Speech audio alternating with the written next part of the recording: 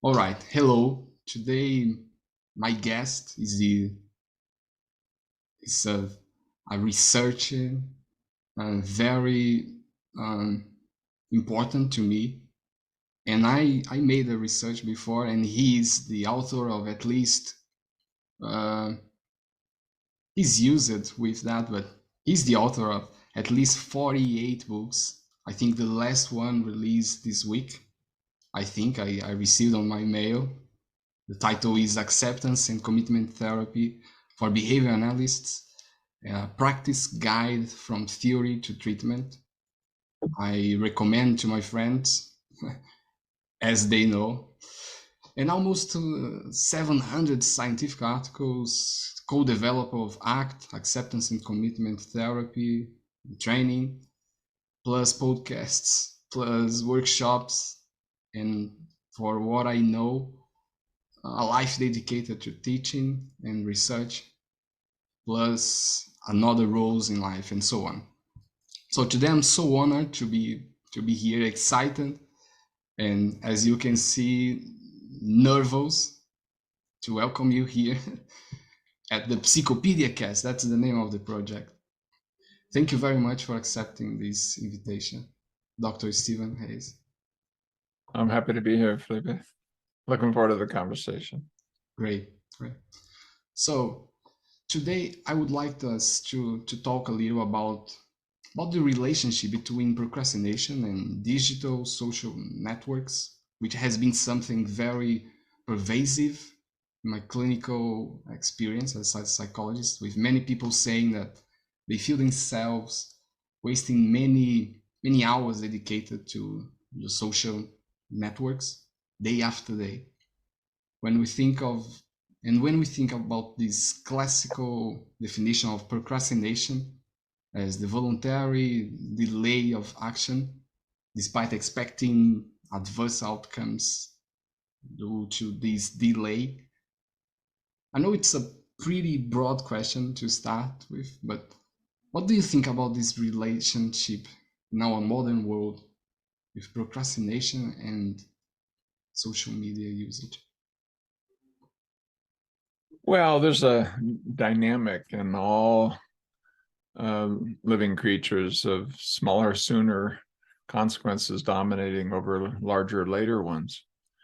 And we're able to do pretty well as a species, in part because we've developed what you and I are doing right now, relational learning processes, symbolic learning, relational framing, and a technical behavior analytics sense, but the skill of being able to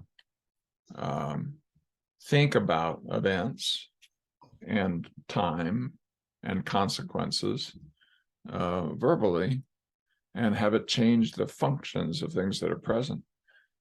And because of that, we have this sense that we should be able to manage our lives by the decisions and choices that we make verbally, by the, I want to do this, and I'm going to only eat this kind of food, and I will exercise every day, and I'll work on my PhD, and I will make sure to spend time with my wife, and, but it's crashing into learning processes that are 1,000 times older. I mean, what you and I are doing right now in terms of speaking and listening with meaning and understanding, how old is it? Well, we know that the chimpanzees don't do what your 12-month-old baby does. And how many years ago was that? 2.8 million years, could be 3 million years, could be 4 million years, exactly when the division occurred. Somewhere in there, hominids began to develop this kind of relational learning skill. Probably not just Homo sapiens, pretty clear Neanderthals and others had symbolic learning abilities, but it's evolutionarily very recent. And so we have a problem managing our behavior in the sense of how we think, but also the processes that are engaging how we behave are kind of two different sets. And we need to work on how to get them more in alignment so that we're able to incrementally, and never be perfect, be able to focus on these larger, later rewards that require distress tolerance, require experiential openness, require not clinging to emotions, require psychological skills that are subtle and difficult to establish. So in a way, procrastination, we would think about it, is a human problem. I mean, is your dog or cat procrastinating ever? It would have no set concept and no set behavior. They are behaving impulsively. If you look at it from the outside, you can easily, my dog Dio, very sweet little puppy, will happily take the smaller sooner reward at the cost of the larger later every time. And there's almost no hope that it's going to be very different. That's not true of my 17-year-old. I mean, he's still sometimes behaving impulsively, me too. So I think what's happened that's made it more of an issue is that science and technology has figured out a way to put smaller sooner rewards in front of us. And you get that little brain pop, just like you would with a little hit of a substance. And that brain pop will keep you looking at your Twitter feed or your Instagram posts or whatever it is that you're doing, yet another YouTube thing, and the hours disappear, and and you kind of know it's having a cost. So the modern world has given us the tools for what we're calling procrastination on steroids, and there's entire multi-billion-dollar companies that are only too happy to feed this to you and your friends and to children and to anyone will take it. They'll write the algorithms. They'll keep you as YouTube junkies or whatever, Netflix binge watchers. Meanwhile, life goes on and asks us to do some things that are emotionally and cognitively more difficult, that require acceptance and distress tolerance skills, require a focus on our values, motivation that's focused on things that are probabilistic and long-term. The good news is we know a fair amount about how to increase self-control by producing the psychological skills that allow us to focus on larger, later rewards that are of our choosing, that are what we really want to be about or be connected to, that we want to be in our behavioral patterns. And if you can learn those skills and deploy them, you'll have a chance, even when multi-billion-dollar industries are trying to lure you into, spiral down into social media or whatever it is they're trying to feed you for the purpose of milking eyeballs, as they say, cashing in on your weaknesses, I guess you could say, on your tendency towards smaller sooner over larger later. Great. Before we enter these alternatives that we are finding in researches nowadays, I just want to mention some data, some research data, not so complex, but research has indicated that we as human, in this complexity structure that our puppies, right, don't have this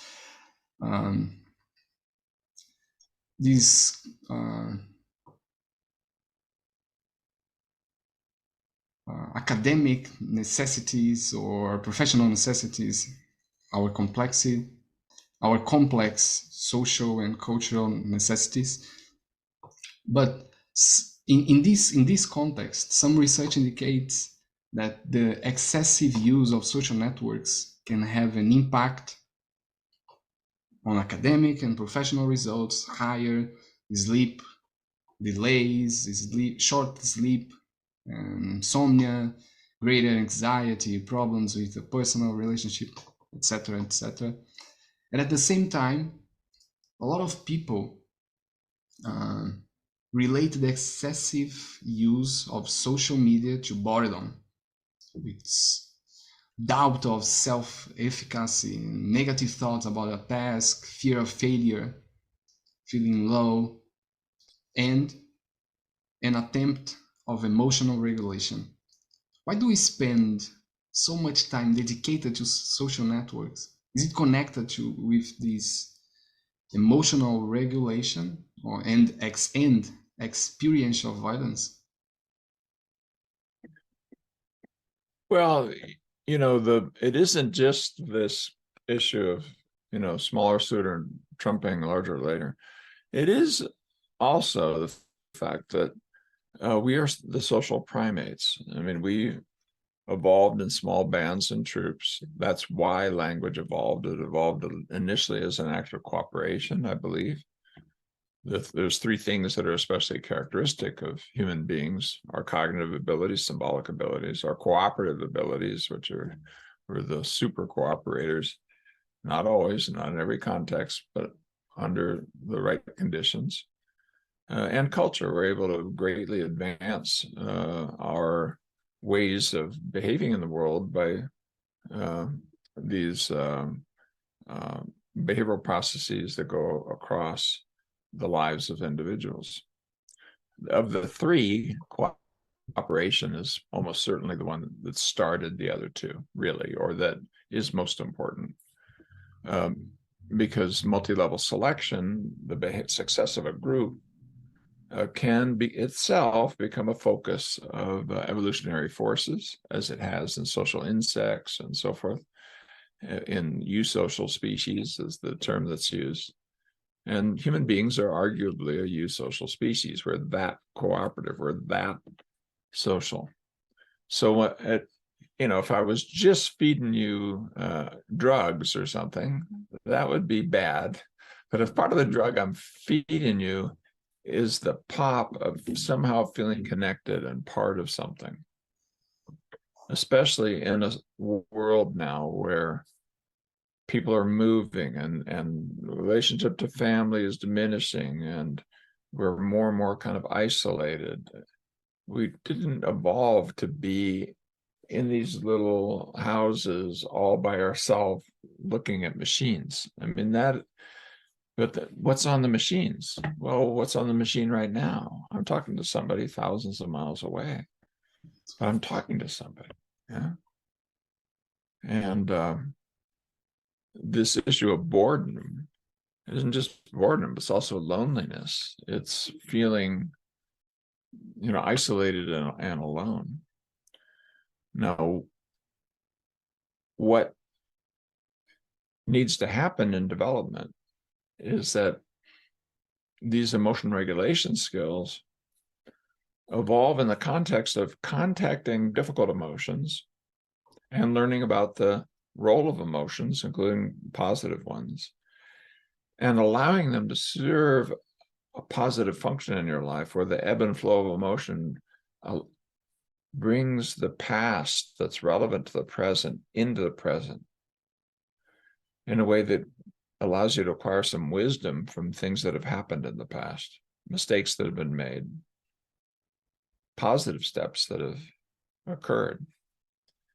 And so being able to read, to be able to feel, to be able to sense these processes that are not simple, analytic, judgmental, verbal, but are intuitive, implicit, contingency-based, experiential, that, like being able to read that somebody likes you or read that somebody's dangerous requires emotions, a kind of loose set of physiological reactions, behavioral predispositions, verbal categories, felt sense that comes together. I'm feeling excited, anxious, angry, afraid, joyful, whatever.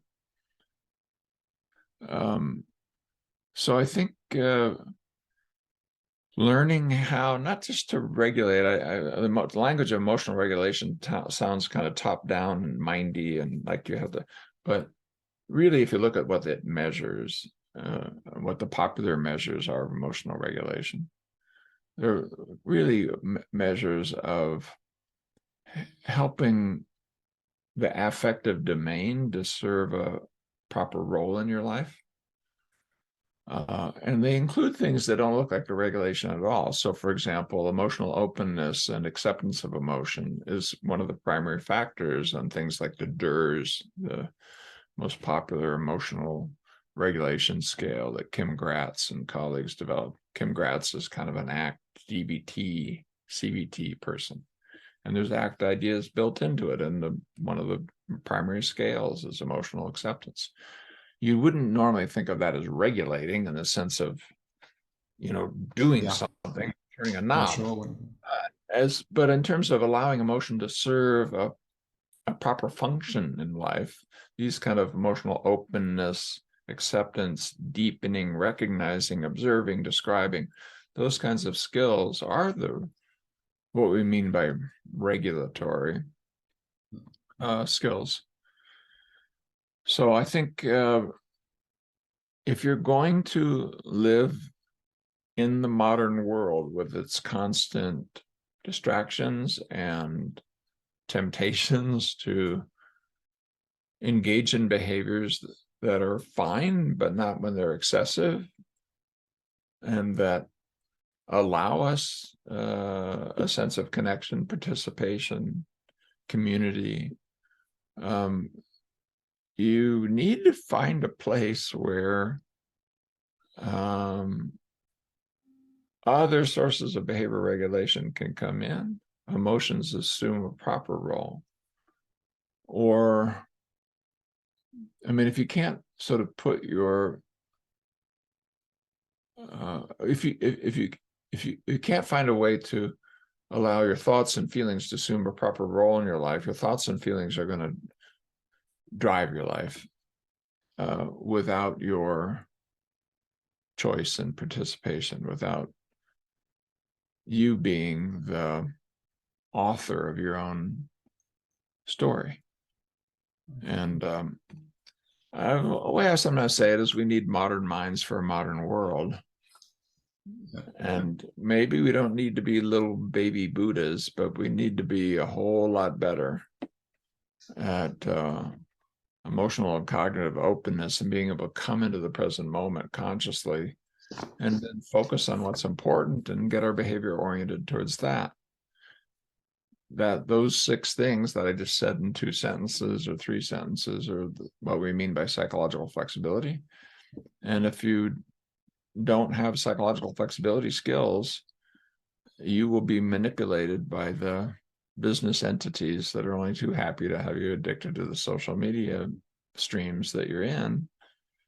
And they're counting on that. And they're literally, the cash register is ringing up the earnings for every moment that you spend of your life.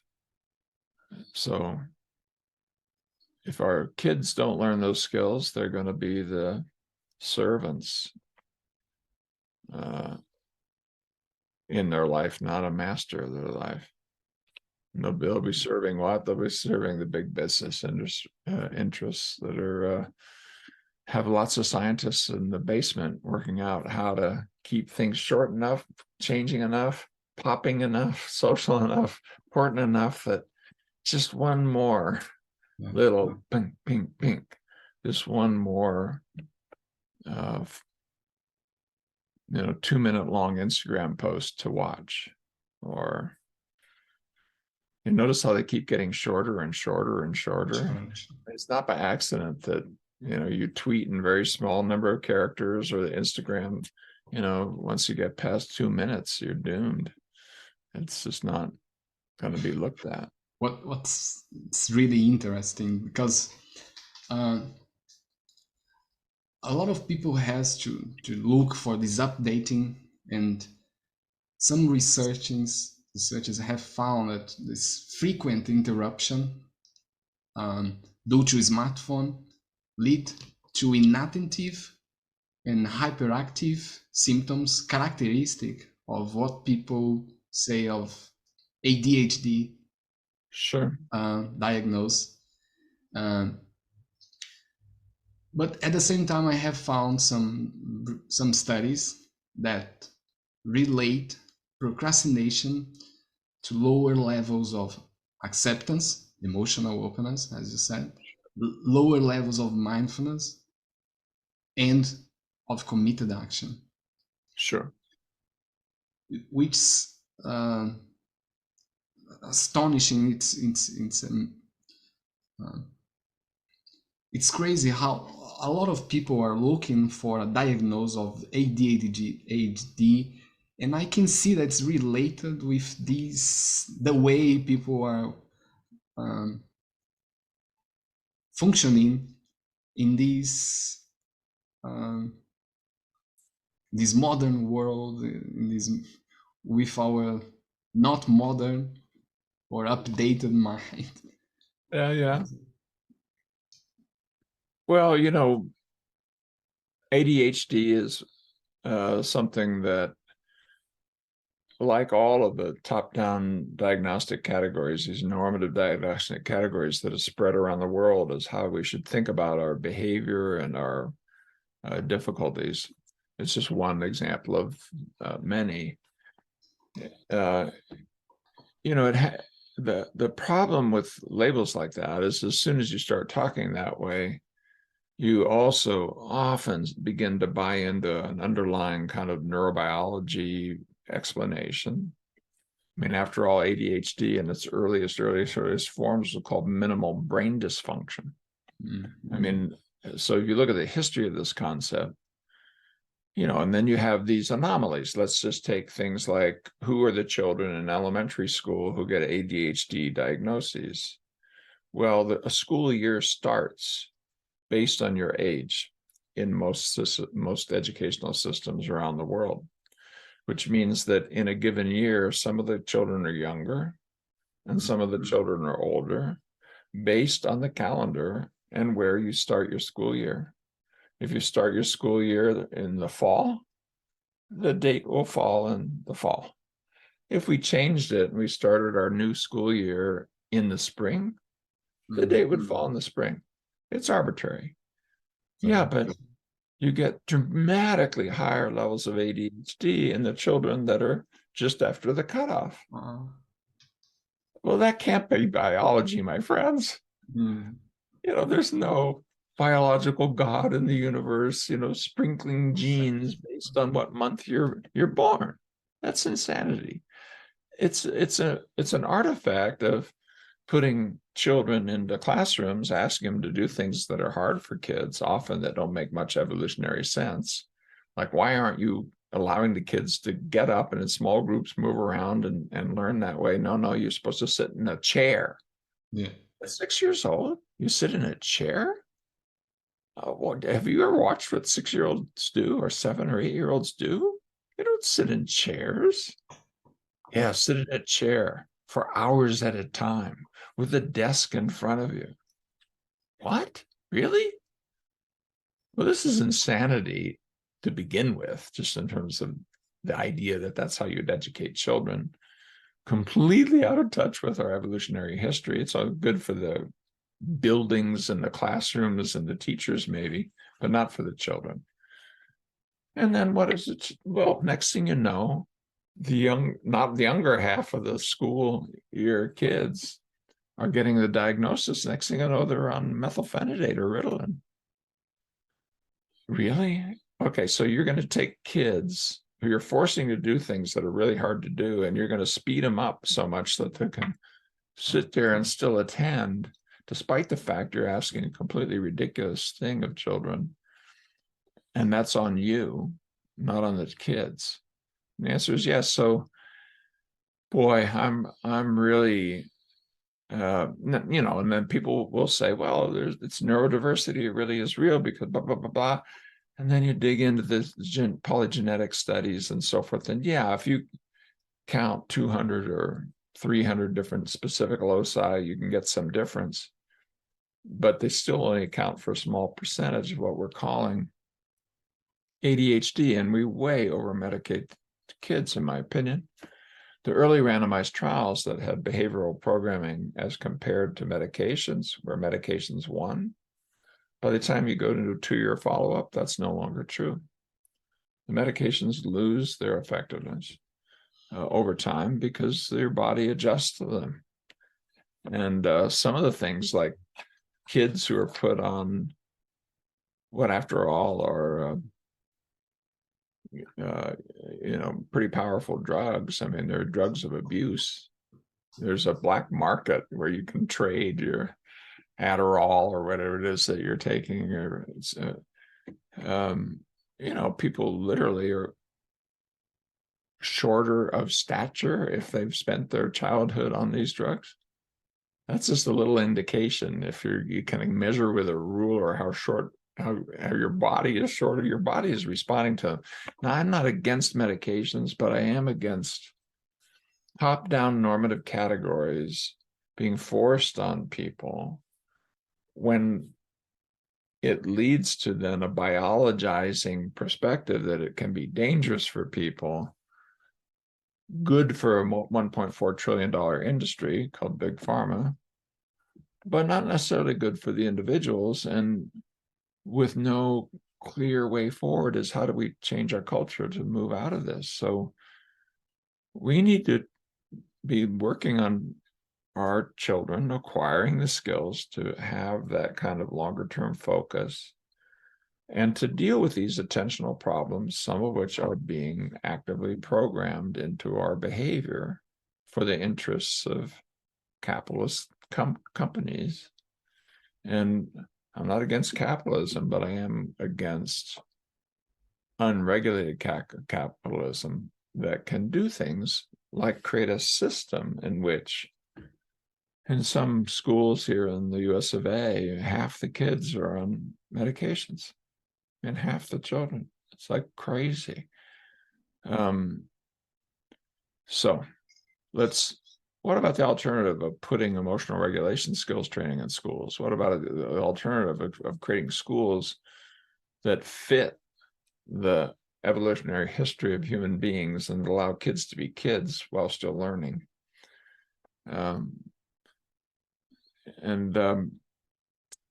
think you'll see this amazing wave of ADHD. If it's all genetic, how did it show up just now?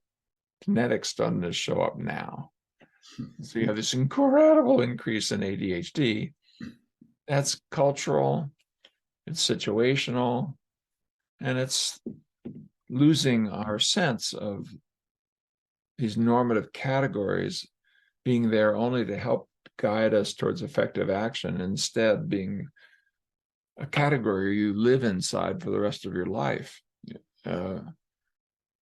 When they don't really predict very well what the individuals will experience. When you give a label like that, it's very sticky. Once ADHD, always ADHD. Yeah. Well, that may be good for the moneyed interests that is happy to sell you more chemicals to deal with it, but it's not good for people. Yeah. So I'm not, there's a real phenomenon there. I'm not saying that some of these things I'm not saying they're being made up, but I am saying we got to be wiser. Because eventually we get into a thing where everybody has a diagnosis. Everybody is on medications. That's not a sensible world. I mean, it's in a different area, but 1 out of 4 women in the US of A last year were on antidepressants. That's insane. It makes no sense. If you catch fish in the open ocean off Florida, you have measurable amounts of antidepressants and painkillers and other psychoactive medications in fish in the open ocean. That does not make sense.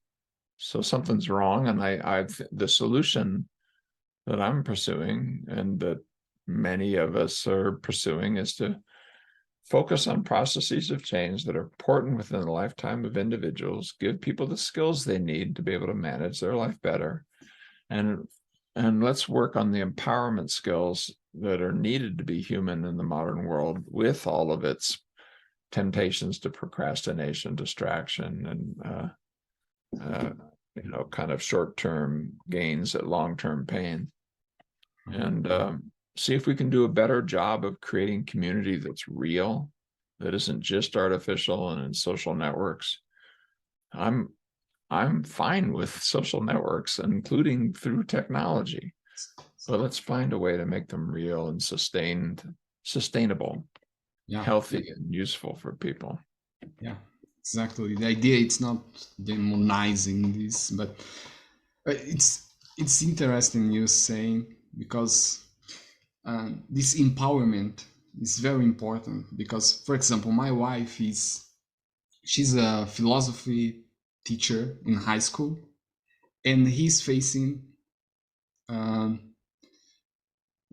problem with those students using their cell phone to concentrate in a very abstract topic that is philosophy.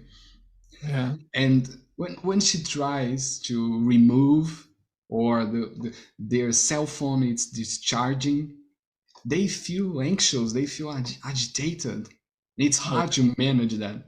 But just one example of one student that she mentioned, that her mother said that she doesn't know how she can't have good grades because she has a learning problem. She has this diagnosis. But in the process, my wife could see that the change was possible, even in the grades, even in the answers. The dedication was there when she focused on this empowerment. I don't think she started taking more medicine to achieve that. It's just a skill. It's just a way of empower these skills, and we can progress, I think. Yeah, I mean, we can create modern minds for the modern world. We can do this, but we're going to have to be fleet of foot, because the modern world is changing very, very, very fast. And our cultural practices haven't caught up with it. Our psychological interventions haven't caught up with it. Ironically, some of the ways it's going to catch up with it probably are putting things in apps and website and so forth that will help give people the tools they need, using some of the same tools that have sucked them into this smaller sooner over larger later universe. And what's next? I mean, what's next is even more challenging, because you can see AI coming. I've got my Chat GPT Pro. I'm going to go look at version 4 today. Okay. And I know that it's getting pretty darn close to the point where they'll write my blogs for me. I mean, what is going to happen in terms of education in such a world? What do people even think education will be in such a world, where you have the entire world's knowledge base at your fingertips, and you can ask any question of it at any time, and you can have it do most of the things that we thought would never be turned into something machines did. We thought machines would take away the jobs of people who are assembling cars. No, it's taken away the jobs of programmers, and who knows, philosophers may be next. So, and that could be a force for great good. It could be a force for horror. And we as a human community need to get on top of it. I think not by demonizing, not by grabbing and over-regulating. We do need some regulations, but no, I think it's a process that involves not just the physical technology, but the psychological technology linked to the psychological principles. And the thing that most disturbs me when I look at all of this kind of thing, the thing I worry about is that the behavioral scientists, who have to be at the forefront of what do we do about this change in the world that we have, that includes things that go into things like, well, I'll give you examples. It isn't just being flexible enough to deal with this constant flow of social media. What do you do with the fact that you now have people who have very different religious beliefs than you in your community? So you have people who look very different and speak different languages than you. You're in Portugal. We're not very far away. It doesn't matter what language you have. You'll just talk and the phone will engage in the conversation for you. You don't need to know any foreign languages. We used to say foreign. Any other languages than your initial one. The machine will do it all. Well, okay, that's great. But one of the things that's going to produce is even more mixing of cultures, immigration, mixing of different kinds of people, religious beliefs, and so forth. That could be a good thing. But you just look around the world and see the rise of authoritarianism. Boy, a lot of that is, I'm going to hang on to what was. No, dude, you're not going to hang on to what was. You can pick your great leader, but your great leader will not protect you from change. And the change is now at light speed. So how can we keep our mental flexibility up to speed with the technological changes that are actually happening right in front of us, and rise to the challenges that it's also produced of things like climate change or our economic vulnerabilities because of the interconnected world we're in, where political upheaval over here, next thing you know, you can't get your chips to be able to even make your cars or whatever. We have a different world that we live in. And where are the psychologists? If you see a story on prejudice and stigma, or an attack on a synagogue, or the Syrian boat that trying to get to the coast of Italy and then all of them drowned, there'll be no psychologists. When they're talking about climate change, no psychologists. And I'm not doing drumbeat for this psychology. Psychology is lots of stupid things psychologists would say. I'm just saying human behavior in the modern world is the most important thing to be able to create a world in which your children can prosper, in which the world can be safe, in which wars can be avoided, and climate disasters can be prevented, and so forth. We can't just rely on physical technology, period, end of story. The giant machines in the sky that will suck out the carbon dioxide. Now, fine, but meanwhile, how about how many miles you're driving, or how you're heating your home, and whether or not you're willing to wear a sweater inside the house during winter. I mean,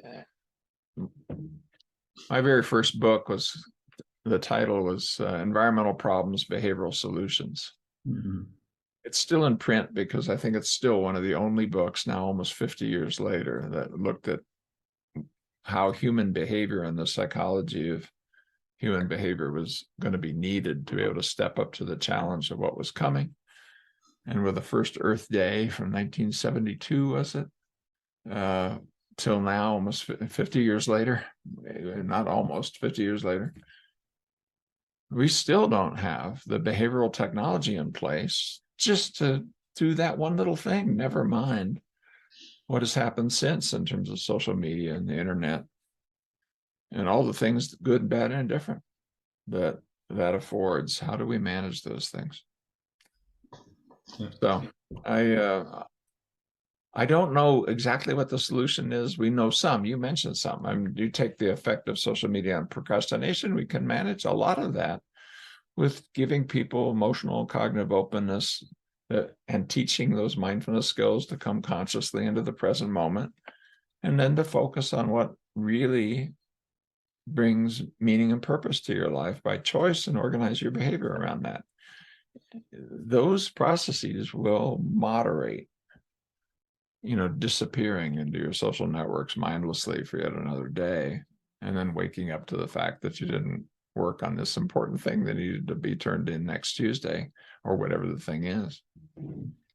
But we have to put those skills into the human head and the human heart and human hands. We need to bring skills like that, and those are just a small set that does the most things, but we can add other things like perspective taking, social cooperation, health practices, and so forth. But we need to put those important processes into people's lives so that we can live in a world that we're creating by choice, and not one we've stumbling into because large moneyed interests want that. I mean, those large moneyed interests wanted us to smoke cigarettes too. And they wanted us to use opiates if we had aches and pains. You know, we've seen the train wrecks of what just raw, I'll solve that for you if you just do this, capitalism can do. I mean, it's not a pretty picture. Right. We have to be wiser. And where are the psychologists? They have to appear.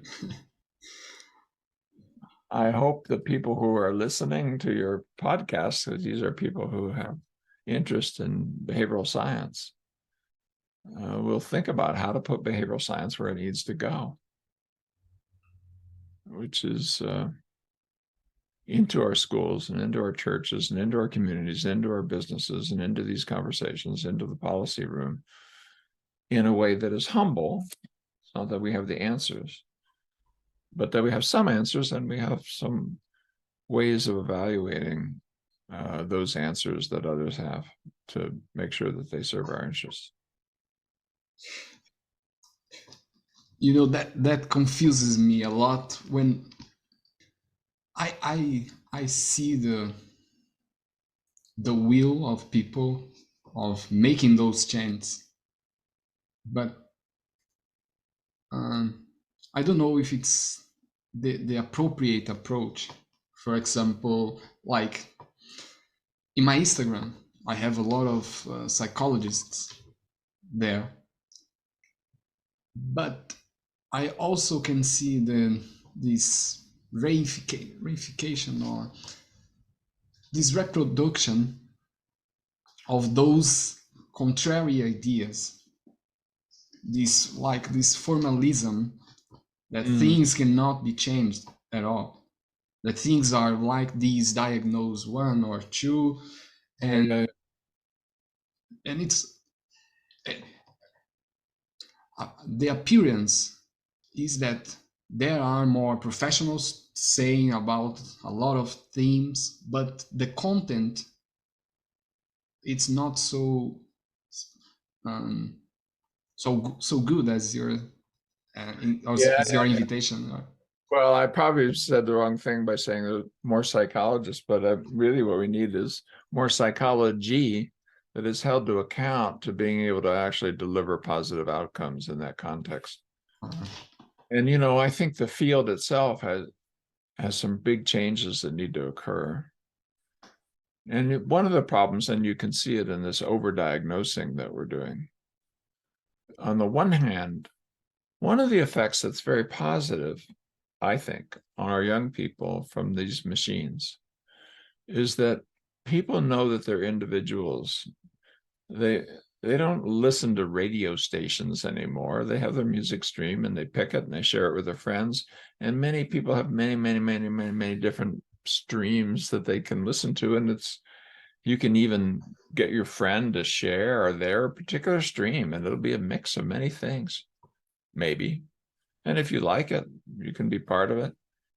That's true also of clothing. It's true of, well, religious belief. You know, the fastest growing religious group is none of the above. If you just have a questionnaire and you ask, which group do you belong to? By far, the fastest growing group is none of the above. Because people want to have their spiritual beliefs their way, and it combines things. You know, I read Buddhism, I'm interested in Hinduism, I kind of like this part of Christianity, you know, these Jewish practices are helpful. I mean, gender pronouns. I mean, it used to be he and she. Well, it's not going to stop, my friends, at he, she, and they. And it's not going to stop there. It's going to be, it already hasn't, of course. Yeah. Well, then what are you going to do when you have to have 16 different pronouns to keep track of? We're going to figure out a way. We're going to have to adjust. So in area after area after area, what has happened is normal is no longer how people want to think about their lives. They want to think about it more in terms of who am I and what am I up to? That's a good thing, I think. At the same time, we see things where we're hanging on to normal. And a good example is diagnosis. I mean, the DSM and the whole idea of psychiatric diagnosis came out of the early psychological work and individual differences and the categories that people sought inside bell curves and standard deviations, of what's normal, what's abnormal. You used to teach your courses on abnormal psychology. Mm-hmm. And if it was out on the edges of the distribution, that was a problem. People don't want to buy books on abnormal psychology anymore. You have to call it a psychopathology. There's still some out there, but young people don't want to buy the book. Mm-hmm. Who are you to say what's normal and not normal? So on the one hand, we have a whole generation of people who've grown up with the idea that you can have it your way. On the other hand, we have this echo from 150 years ago of here are the categories. Which category fits you? Top down, normative, bell curves, normal. Well, one of the things I've become aware of, it's a dirty secret, is that where you are on a bell curve and distribution doesn't predict how you're going to behave over time. It requires certain mathematical assumptions for that to apply. And statistical physics figured it out 100 years ago. That will only apply where you are on a distribution, predicts what you do over time. And the you, in this case, would not be just human beings, but molecules of gas in a volume of gas or any collective with elements. If the processes are stationary and the same dynamic model applies to everyone. That's fine if you're dealing with neon or other noble gases. It's not fine if you're dealing with humans. The dynamic models are different and they're not stationary. Well, so then what does the bell curve tell you about the trajectories of the individual? If you want to be precise and probabilistic, the answer is it doesn't tell you that. It doesn't and can't and never will, because it has an assumption of what's called ergodicity. Hardly anybody knows this. There's only a few psychologists even aware of what physics found 100 years ago. But I've stumbled into it 3 years ago, and it's really changed my thinking fundamentally. We're going to come to empowerment processes. Those won't come out of big normative studies. Here's where they'll come from. High-density longitudinal examination of individual lives, looking at the processes that predict positive or negative trajectories within the person over time, then combined into subgroups of people, if and only if it increases the precision of understanding the individual. If you know anything about statistics, that's upside-down statistics. The statistics you learned in your statistic class was the true score was the norm, and the individual was the source of error. In fact, if you want to understand how humans evolve, the true score is the individual, and the collective is the source of error. And so it's upside down stats. I and my colleagues are inventing new statistical methods almost weekly to shift from normative categories to empowerment categories. The empowerment categories have to be within the person over time. And so I can tell you some of what those are. The psychological flexibility processes came out of the ideographic tradition of behavior analysis, and they, when they're tested ideographically, do a pretty good job of predicting the functionally important pathways of change for individuals. We just recently completed a not really a meta-analysis, but a systematic review Yeah. of all of the mediators that have been shown in randomized controlled trials, the functionally important pathways to positive outcomes. And psychological flexibility accounted for 55% of everything we know. And if you expand the definition a little bit, it takes you to almost 80% of everything we know. So we know a lot about how to empower people within their lives. And what I'm saying to you in some of these paragraphs that say you need to be more open, more centered in awareness in the present moment, and more focused on what brings meaning and purpose into your life and behavioral habits organized around that. That's the 55%. That's looking at all the studies ever done on how to change behavior. More than half can be accounted for by just what I'm saying there. And if you add just a little bit, like cognitive flexibility, cognitive flexibility includes not just being able to notice your thoughts, but also be able to generate new ones that might be helpful to you. Just a few things like that, you go to 80%. And some of the other things have to do with things like diet, sleep, and exercise, health practices, or positive relationships, social support, intimacy, cooperation, social processes. If you add those, you get up into the 90%. So it's not like, I can say it in a way that maybe is a little bit beyond where we are data-wise, but based on what we know right now, I can summarize almost everything that's important in terms of processes of change that have been identified in the last half century in a short paragraph, and I just did. So time's up, time to learn those skills. And where you started, which was procrastination, kicked off by the social media, we already have randomized trials, we have multiple studies, we have processes, so you mentioned some, that will predict, disappearing into your social media will be predicted by higher levels of experiential avoidance. If you're uncomfortable with your own emotions, including an emotion called boredom, which is fine as an emotion to say, okay, I need to focus on something that's of interest and of importance. Yeah, that might not be the kind of almost junky status of getting a little pop from reading another social media or watching another Instagram thing, and maybe something more like doing something that's really important for people that you love, or important in your work, or important in your health, or importance doesn't have to be just the little jolt that you get of serotonin from looking at an Instagram post.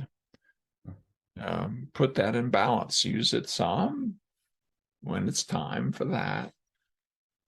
So I think, more normative categories from psychologists isn't what we need, but more guidance about how to put empowerment processes into our life that will help us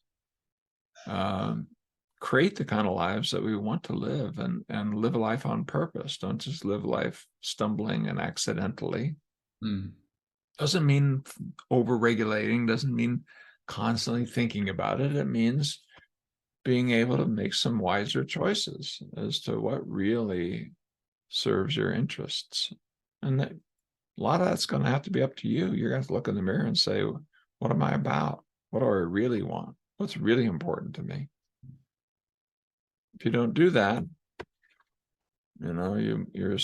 you are inviting the modern world to just pull the strings that make you spend, or make your eyeballs spend more time so advertisers can happily pitch things to you.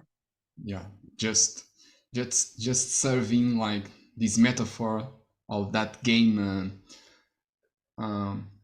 called pinball. I don't know if you remember that on Windows, where you can put a ball and you're going through and collide and points and gratification. Sometimes our usage of these smartphones are like that. We are serving this circuit and having this instant gratification. But so let's focus on the process, not on those categories and diagnose, right? It's your idea. Exactly. And you know, a good bit of news for people who are listening, if you're, you know, there's a lot of resources out there, and you can follow out. I mean, I'll send you a link of that study that looked at all the mediators. It came out in Behavior Research and Therapy a little while ago. And once you're convinced that these are the skills that you need to put in your life, you know, there are free resources to help you do it. The World Health Organization will distribute books on psychological flexibility. Another resource. Yeah. That's another resource, things I've written. I was mentioning the one in Who. It has a Portuguese translation. It's for free. You can download the book and the audio tape of self-help that is in 30 different languages. And if you know how bit.ly links work, bit.ly/, just put in Who, and in capitals, WHO, the underline sign, and then ACT, and it'll pop up, and you can get ACT self-help for free. So if you're listening and you're like, well, I don't have any money to go to therapy, but I want to learn these things, they're all around you for free. And creating modern minds for the modern world is not just something therapists need to do. It's something that parents need to do, and that you may need to do with your own behavior. And if you don't, well, okay, but do understand that there's a whole lot of folks who are only too happy to manipulate you. Yes, that's right. And we all share this secret, right? And I think it helps a lot. We will not be so manipulated, like you said. But I'm worried about the time. So, well, thank you very much for your valuable time. Well, thank you, Ben. I hope I've served your listeners. Great. I hope you can talk again in the future. Take care. Bye. Tudo bem. Tchau. Tchau, gente. Goodbye.